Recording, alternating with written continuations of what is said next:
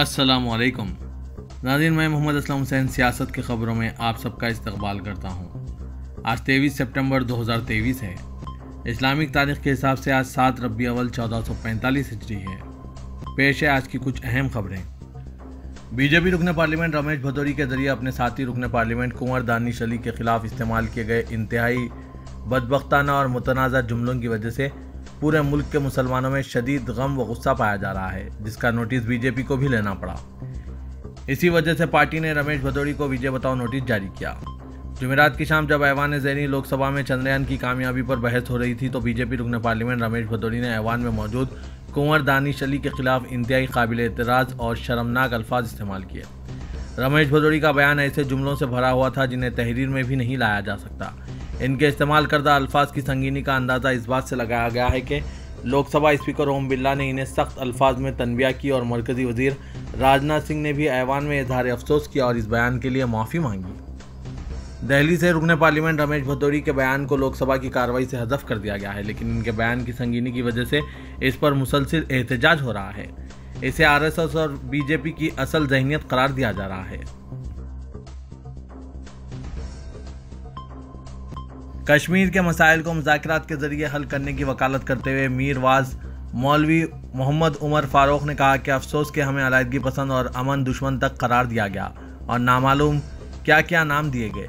उन्होंने कहा कि हम सिर्फ जम्मू कश्मीर के लोगों के मफादात और जज्बात की तर्जुमानी करते हैं, जो कि हमारी तरजीह है।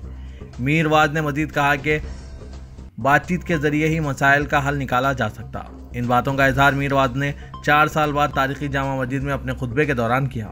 उन्होंने कहा कि आज यौम जुम्मे को हम तकरीबन 4 साल और 2 महीनों के बाद मुलाकात कर रहे हैं। जैसा आप सब इस तारीखी हकीकत की अब ऐनी शायद है कि 4 अगस्त 2019 से मुझे बदस्तूर अपने घर में नज़रबंद रखा गया और तब से आज तक इंतज़ामिया ने मुझे घर से बाहर जाने से रोका, जिसके नतीजे में बहैसियत मीरवाज अपनी मनसबी जिम्मेदारियां अदा ना कर सके।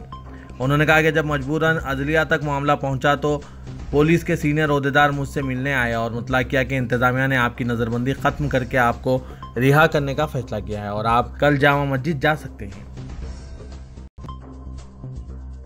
सुप्रीम कोर्ट ने उत्तर प्रदेश के मथुरा में वाक़ कृष्ण जन्मभूमि शाही ईदगाह कॉम्प्लेक्स के साइंसी सर्वे के लिए हिदायत जारी करने की दरख्वास्त को आज मुस्तरद कर दिया।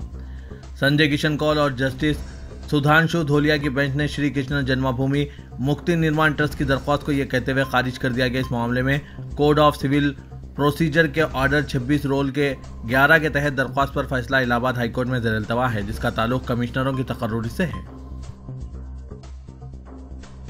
महाराष्ट्र में सेकुलर इत्तेहाद को छोड़कर बीजेपी से हाथ मिलाने वाले अजीत पवार को इलेक्शन के करीब आते ही मुसलमानों की फिक्र सताने लगी। गुज़िश्ता दिनों उन्होंने मुंबई में वाक़ अपने घर देवगिरी में मुसलमानों के एक वफ़द से मुलाकात की। जमात-उल उलमा के सदर महमूद मदनी की क़यादत में 36 अज़ला के 103 मिली नुमाइंदों ने इस वफ़द में शरीक थे। इस मीटिंग में मुसलमानों के मसाइल के ताल्लुक से जो गुफ्तगू की गई थी, इसी की बुनियाद पर अजीत पवार ने मंत्रालय में एक जायज़ा मीटिंग बुलाई गई, जिसमें अक़लियती उमूर के वज़ीर अब्दुल सत्तार, तिब्बी तालीम के वज़ीर हसन मुशर्रफ, जमात-उल मुहिन के रियासती सदर नदीम सिद्दीकी, वक्फ़ बोर्ड के सदर व रुकन कौंसल वजाहत मिर्ज़ा, एनसीपी के नायब सदर संजय और दीगर मौजूद थे। मंत्रालय ज़राए के मुताबिक मीटिंग में अजीत पवार ने अदालत के हुक्म के मुताबिक तालीमी मैदान में मुसलमानों को 5% रिजर्वेशन दिलाने के लिए महाराष्ट्र के वज़ीर आला शिंदे और दीगर नायब वज़ीर आला देवेंद्र फडणवीस से गुफ्तगू करके कोई राह निकालने की यकीन दहानी कराई। साथ ही मौलाना आज़ाद अक़लियती मालियाती तरक्याती कॉरपोरेशन के शेयर कैपिटल को 700 करोड़ रुपये से बढ़ाकर 1000 करोड़ रुपये करने का फैसला किया गया और मरकज़ी हुकूमत को दी जाने वाली 30 करोड़ रुपये की गारंटी अब 500 करोड़ रुपये करने का फैसला किया गया। मुंबई में नमाज के दौरान बिलखुसूस मगरिब और ईशा की नमाज के वक्त डीजे बंद रखने और गणपति विसर्जन के दौरान पुलिस का सख्त बंदोबस्त रखने का मदरसे व मस्जिद गौसिया अहले सुन्नतुल जमात के ट्रस्टियान ने मुतालबा किया। ट्रस्टियान का कहना है कि इन्हें किसी के त्यौहार से ना तो एतराज़ है और ना ही वो किसी के त्यौहार में खलल डालने के कायल हैं। इसीलिए वो चाहते हैं कि नमाज के दौरान भी कोई खलल ना डाले, लोग अमन व सुकून के साथ अपने अपने त्यौहार मनाएं और अगर कोई शख्स जानबूझकर माहौल ख़राब करने की कोशिश करे तो पुलिस अलर्ट रहे और इसके खिलाफ कार्रवाई करे ताकि अमन व अमान को नुकसान ना पहुंचे और इलाके का माहौल ख़राब ना हो। बीएसपी रुकन पार्लियामेंट कुंवर दानिश अली के साथ बीजेपी लीडर रमेश भदौरी के बदकलामी पर अपोजिशन पार्टियां बीजेपी पर हमलावर हो गई है। वहीं दानिश अली मीडिया से बात करते हुए जज्बाती हो गए और अश्कबार आंखों से कहा कि अगर भदौरी के खिलाफ कार्रवाई नहीं की गई तो वो पार्लियामेंट की रुकनियत छोड़ सकते हैं। उन्होंने कहा कि यह सिर्फ दानिश अली का नहीं बल्कि पूरे मुल्क की तौहीन है।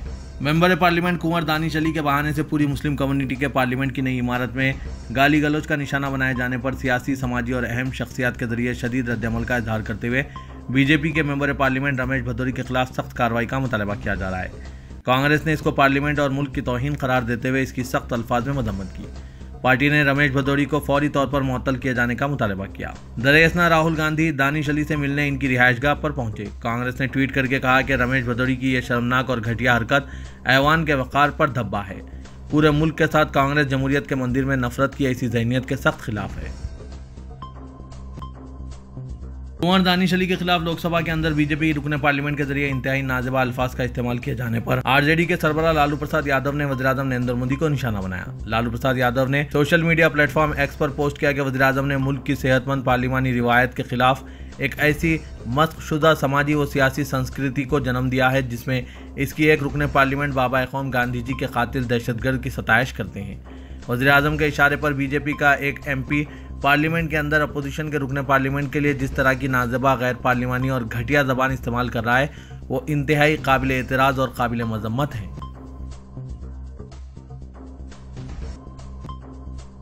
राष्ट्रीय लोकदल के नायब सदर और सीनियर सहाफ़ी शाहिद सिद्दीकी ने पार्लियामेंट में BJP member parliament Ramesh Bhadauri के तबसरे पर सख्त गम व गुस्से का इजहार करते हुए कहा कि भदौरी ने जो ज़बान इस्तेमाल किया है वो कुंवर दानिश अली की तौहीन नहीं है बल्कि हिंदुस्तान, इसके आइन और इसकी जमहूरियत के मुंह पर एक तमाचा है। अगर इसको नहीं रोका गया तो खतरे में मुसलमान नहीं पड़ेगा बल्कि हिंदुस्तान की तहजीब और इसका मुस्तकबिल खतरे में पड़ जाएगा। सड़कों पर सड़क छाप जिस तरह के लफ्ज़ इस्तेमाल करते हैं उसी तरह के रुकने पार्लियामेंट अल्फाज इस्तेमाल कर रहे हैं तो क्या पार्लियामेंट का वक़ार बाकी रह गया? भदौरी की न सिर्फ पार्लियामेंट से रुकनियत मनसूख की जाए बल्कि इसके खिलाफ नफरत फैलाने के मामले में कानूनी कार्रवाई होनी चाहिए और इसको फौरी तौर पर गिरफ्तार किया जाना चाहिए। सदर कुल हिंद मजलिस इत्तेहादुल मुस्लिमीन व रुकने पार्लियामेंट हैदराबाद असदुद्दीन अवैसी ने कहा कि बीजेपी रुकने पार्लियामेंट के बयान में कुछ हैरान कुन नहीं है। उन्होंने वज़ीर-ए-आज़म को टैग करते हुए एक ट्वीट किया है जिसमें उन्होंने बयान का अरबी में तर्जुमा करके अरब दोस्तों को भेजने का इशारा किया। ओवैसी ने सोशल मीडिया प्लेटफॉर्म एक्स पर अपने ट्वीट में लिखा कि इस वीडियो में कुछ हैरान कुन नहीं है। बीजेपी एक गहरी खाई है, इसलिए हर रोज़ एक नई पस्ती में पहुंच जाती है। मुझे यकीन है कि इसके खिलाफ कोई कार्रवाई नहीं की जाएगी। मुमकिन है कि मुस्तकबिल में इसे बीजेपी दिल्ली का रियासती सदर बनाया जाएगा। मेरा मशवरा है कि नरेंद्र मोदी इस वीडियो को जल्दी से अरबी में तर्जुमा करें और अपने हबीबियों को भेजें।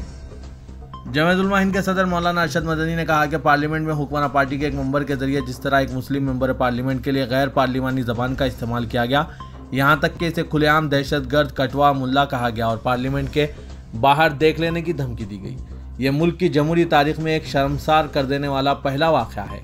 उन्होंने कहा कि पहले भी बहुत से मसलों पर पार्लियामेंट में इंतहाई गर्मा गर्म और तल्ख बहसें होती रही, लेकिन किसी मुंतखब नुमाइंदे के खिलाफ किसी दूसरे मेंबर ने ऐसे नापाक और गैर जमहूरी अल्फाज का इस्तेमाल कभी नहीं किया। जो कुछ हुआ इसे देखकर कहा जा सकता है कि मुसलमानों के खिलाफ ये नफरत की इंतहा है जो अब जमहूरियत के ऐवान तक जा पहुंची है। शहर हैदराबाद के नामपल्ली इलाके में कुल हिंद मजलिस तामीर मिल्लत के ज़ेर एहतमाम हस्बे रिवायत हर साल की तरह इस साल भी 74वां जलसे यौम रहमतुल आलमीन सल्लल्लाहु अलैहि वसल्लम 24 सितंबर यानी कल इतवार को 8 रबी अव्वल के मौके पर सुबह 9 बजे से नुमाइश मैदान में इनेकाद अमल में आएगा, जिसकी निगरानी मोहम्मद ज़ियाउद्दीन नैयर सदर मजलिस तामीर मिल्लत करेंगे। अस्सलामु अलैकुम व रहमतुल्लाह। मैं ख्वाजा फरीद शर्फी रुकन मजलिस इस्तक़बालिया यौम रहमतुल आलमीन सल्लल्लाहु तआला अलैहि वसल्लम ज़ेर एहतमाम कुल हिंद मजलिस तामीर मिल्लत बड़ी खुशी के साथ यह ऐलान कर रहा हूँ कि कुल हिंद मजलिस तामीर मिल्लत के ज़ेर एहतमाम जलसे यौम रहमतुल आलमीन सल्लल्लाहु तआला अलैहि वसल्लम बतारीख 24 सितंबर बरोज़ इतवार बमुकाम नुमाइश मैदान बवक्त सुबह 9 बजे मुकर्रर है। इस जलसे के मेहमान मुकर्रर मौलाना उबैदुल्लाह खान आसमी साबिक़ एमपी और मौलाना मेहदी हसन ऐनी क़ासमी देवबंद मुखातिब करेंगे। इस जलसे की ख़ास बात यह है कि ख़वातीन के लिए ख़ास एहतमाम पर्दे का रहेगा और ज़्यादा से ज़्यादा तादाद में ख़वातीन शिरकत करते हैं। मैं तमाम आशिक़ान रसूल से गुजारिश करूँगा कि 24 सितंबर को बरोज़ इतवार बवक्त सुबह 9 बजे नुमाइश मैदान पर ज़रूर तशरीफ़ लाए और जलसे यौम रहमतुल आलमीन सल्लल्लाहु तआला अलैहि वसल्लम में शिरकत फरमाकर सवाब दारिन हासिल फरमाए। तेलंगाना में बीआरएस पार्टी के रुकने असेंबली एन हनुमंतराव पार्टी से अलायदगी इख्तियार करते हुए इस्तीफा पेश कर दिया। इस तरह उन्होंने पार्टी की साख बहाल करने और कायदीन की नाराजगियों को दूर करने की कोशिश करने वाले बीआरएस वर्किंग सदर केटी रामाराव को एक बड़ा झटका दिया है, जिसके बाद बीआरएस में टिकट से महरूम कायदीन और साथ ही जिन्हें टिकट दिया गया है, इनसे नाराज कायदीन भी अपने मुस्तकबिल की हिकमत अमली तैयार करने में मसरूफ हो गए हैं। असेंबली हल्का मलकाजगिरी की नुमाइंदगी करने वाले बीआरएस रुकन एम हनुमंतराव इन्हें और इनके फर्जंद एम रोहित को हल्के मेदक से टिकट का चीफ मिनिस्टर से मुतालबा कर रहे थे। चीफ मिनिस्टर के उम्मीदवारों के ऐलान से चंद दिन कबल उन्होंने तिरुपति में मीडिया से खिताब में इनके फर्जंद के टिकट मुखालिफत करने का वजीर टी हरीश राव पर इल्जाम आयद करके इन्हें तनकीद का निशाना बनाया था। इनके फर्जंद को टिकट ना देने पर खुद भी मुकाबला ना करने का ऐलान किया था। ताहम चीफ मिनिस्टर ने इनकी धमकियों की परवाह नहीं की। चीफ इलेक्टोरल ऑफिसर विकास राज ने शहरी इलाकों में बिलखुसूस हैदराबाद के राय दहिंदों में राय दही से मुतालिक बेहसी पर तशवीश का इजहार किया। उन्होंने कहा कि आमतौर पर शहरी इलाकों के राय दहिंदों में राय दही से दिलचस्पी में कमी देखी गई और हैदराबाद के राय दहिंदों की बेहसी एक अहम मसला है। विकास राज ने बताया कि फहरिस्त राय दहिंदगान से पहले मरहले में 3 लाख नाम खारिज किए गए क्योंकि इन राय दहिंदों का इंतकाल हो चुका है। दूसरे ऐसे नाम खारिज किए गए जो राय दहिंदे अपनी रिहायशगाह दीगर इलाकों में मुंतकिल हो चुके हैं। मकान की तब्दीली के वक्त उन्होंने एड्रेस तब्दील करने के बजाय वोटर शिनाख्ती कार्ड के लिए नई दरख्वास्त दाखिल की। विकास राज ने कहा कि अहदेदारों को फहरिस्त राय दहिंदगान के सिलसिले में बेहतर ट्रेनिंग दी गई है। फॉर्म 8 और फॉर्म 6 बड़ी तादाद में अवाम के लिए दस्तयाब किए गए। एड्रेस की तब्दीली के लिए तकरीबन 12 लाख दरख्वास्तें दाखिल की गई। गुज़िश्ता इंतखाबात में यह तादाद 3 से 4 लाख थी। बाद ऐसे नाम फहरिस्त से खारिज किए गए जो शहरी और दही दोनों इलाकों में अपने नाम शामिल करा चुके हैं। इस तरह के नामों की शिनाख्त और इन्हें खारिज करने में किसी कदर दुश्वारी का सामना है। विकास राज ने कहा कि मुख्तलिफ असेंबली हल्के जात के अहदेदारों में तालमेल के जरिए इस काम की तकमीली की जा रही है। तेलंगाना के वज़ीर दाखिला मोहम्मद महमूद अली ने शाही मस्जिद बाग़ आमा में आज शजरकारी मुहिम में हिस्सा लिया और पौधों की तकसीम अमल में लाई। मिलादुन्नबी सल्लल्लाहु अलैहि वसल्लम के मौके पर मस्जिद की जानिब से शजरकारी और पौधों की तकसीम का एहतमाम किया गया। वज़ीर दाखिला मोहम्मद महमूद अली और सेक्रेटरी अक़लियती बहबूद सैयद उमर जलील ने इस प्रोग्राम में शिरकत की। वज़ीर दाखिला ने कहा कि शजरकारी से दुनियावी फ़वाइद के अलावा आखिरत में भी अजर मिलता है। उन्होंने कहा कि शजरकारी का एक कार्य खैर है जिसके ज़रिए माहौलियात का तहफ़्फ़ुज़ किया जा सकता है। पुराने शहर हैदराबाद में गणेश जुलूस के पुरअमन इख्तिताम के लिए पुलिस की जानिब से सख्त तरीन सयानती इंतजाम किए गए। DCP south zone Sai Chaitanya ने मीडिया को बताया कि साउथ जोन में गणेश जुलूस जिस रास्ते से गुजरने वाला है इसका मुआयना कर लिया गया। इस वक्त मुकामी पुलिस के अलावा रैपिड एक्शन फोर्स की एक कंपनी और 700 मुलाजमीन पुलिस को बाहर से तलब किया गया, जबकि 28 सितंबर को मजीद एक और रैपिड एक्शन फोर्स की कंपनी के अलावा 700 मुलाजमीन पुलिस को बाहर से तलब किया गया। डीसीपी ने बताया कि ताहाल गणेश जुलूस के पुरअमन इख्तिताम के लिए इजलास तलब किए गए और फ्लैग मार्च भी किए जा रहे हैं। उन्होंने कहा कि जुलूस पुरअमन तौर पर निकाला जाना चाहिए और डीजे के इस्तेमाल पर पाबंदी है। खिलाफ वर्जी पर कानूनी कार्रवाई की जाएगी। डीसीपी के मुताबिक साउथ जोन में बिठाई गई तमाम गणेश मूर्तियों के विसर्जन तक इंतजाम जारी रहेंगे। हिंदुस्तानी क्रिकेट टीम के साबिक कप्तान मुरादाबाद के साबिक रुकन पार्लियामेंट मोहम्मद अजहरुद्दीन को जामे हमदर्द दिल्ली ने एजाजी डॉक्टरेट की डिग्री अता की। जामे हमदर्द में मुनक़िदा बावक़ार तकरीब में दिल्ली के लेफ्टिनेंट गवर्नर विनय कुमार सक्सेना ने वाइस चांसलर फशार आलम और हकीम अब्दुल हमीद मरहूम के फर्जंद मोहम्मद अब्दुल हम्माद की मौजूदगी में मोहम्मद अजहरुद्दीन को डॉक्टरेट की डिग्री अता की। इस मौके पर लेफ्टिनेंट गवर्नर ने मोहम्मद अजहरुद्दीन की खिदमत को ज़बरदस्त खिराज तहसीन पेश किया और इन्हें मायानाज़ करार दिया।